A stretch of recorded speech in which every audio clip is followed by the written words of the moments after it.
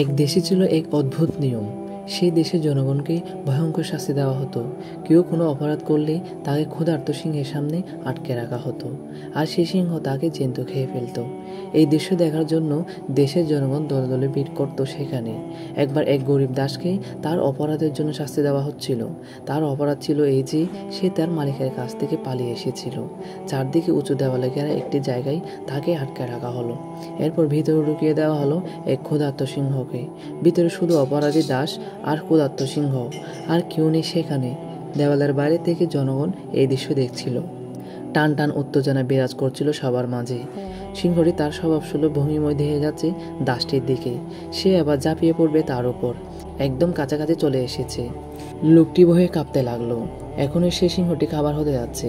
চারদিকে ঘন কালো অন্ধকার হয়ে আসছে তার। মনে মনে আল্লাহকে ডাকতে লাগলো সে।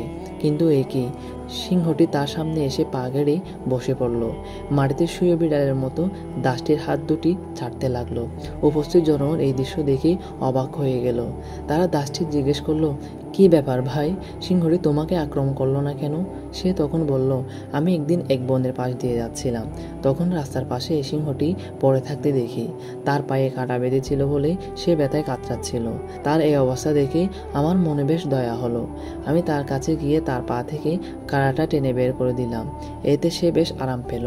আর সেই দিন থেকে আমরা দুজন ভালো বন্ধু। এই গল্পটি উপস্থিত সকলের মন ছুঁয়ে গেল।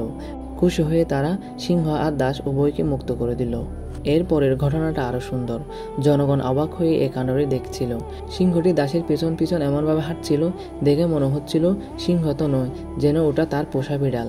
আমাদের নবী সাল্লাল্লাহু আলাইহি ওয়াসাল্লাম কতই না চমৎকার বলেছেন, আল্লাহ তাদের প্রতি দয়া দেখান যারা অপরের প্রতি দয়া দেখায়।